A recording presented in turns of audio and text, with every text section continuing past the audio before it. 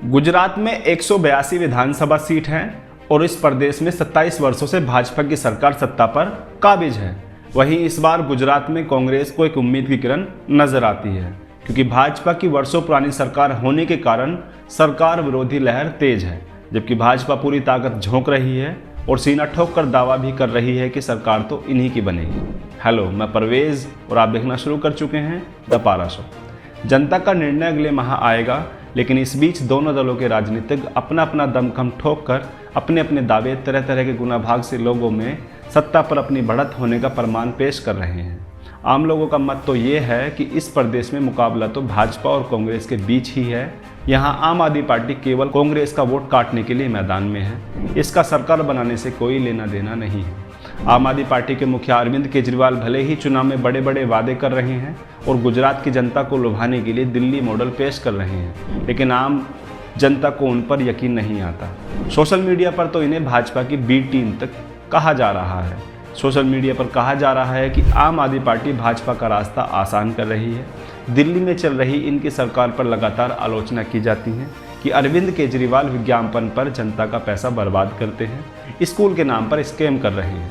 वहीं दूसरी तरफ कांग्रेस सरकार का भारत जोड़ो यात्रा प्रोग्राम देश में खूब चर्चित हो रहा है। राहुल गांधी ने अपना पूरा ध्यान भारत जोड़ो यात्रा पर लगाया हुआ है, लेकिन उनकी एक नज़र गुजरात इलेक्शन बराबर लगी हुई है। भारत जोड़ो यात्रा पर प्रधानमंत्री नरेंद्र मोदी ने तंज कसा है।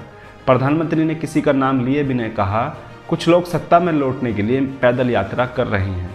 वे ऐसे लोगों को साथ लेकर चल रहे हैं जिन्होंने कानूनी याचिकाओं के माध्यम से नर्मदा बांध परियोजना को रोकने का काम किया और 40 वर्ष तक गुजरात को प्यासा रखा। इस चुनाव में गुजरात की जनता पदयात्रा करने वालों को सबक सिखा कर रहेगी। जनता उन्हें भी सबक सिखाएगी जिन्होंने नर्मदा परियोजना का विरोध किया था। प्रधानमंत्री का इशारा नर्मदा बचाओ आंदोलन की नेता रही मेधा पाटकर की ओर था। पाटकर हाल में राहुल गांधी की अगुवाई में जारी भारत बचाओ यात्रा में शामिल हुई थी। राहुल गांधी पर एक और तंज कसते हुए प्रधानमंत्री ने कहा कि जो पदयात्रा पर निकले हैं उन्हें मूंगफली और बिनोला फसलों का फर्क नहीं पता है।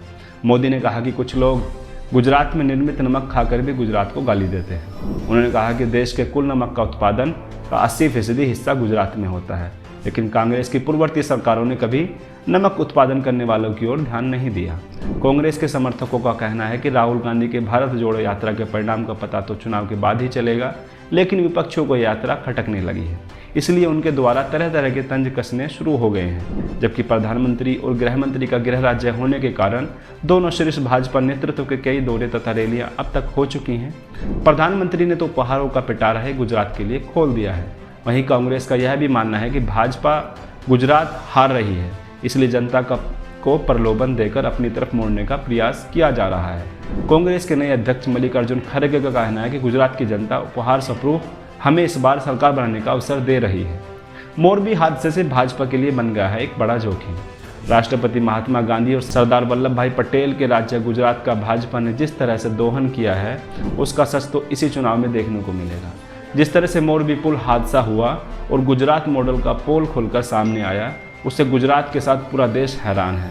इतनी बड़ी दुर्घटना को जिस हल्के ढंग से लिया गया, उससे पूरे 27 वर्ष के भाजपा शासन के ऊपर काली टीप पोत दी गई है। अब कोई लिपापोती कितना ही कर ले, उन मृतकों को वापस नहीं लाया जा सकता, उन अबोध शिशुओं को फिर से जीवित नहीं किया जा सकता है।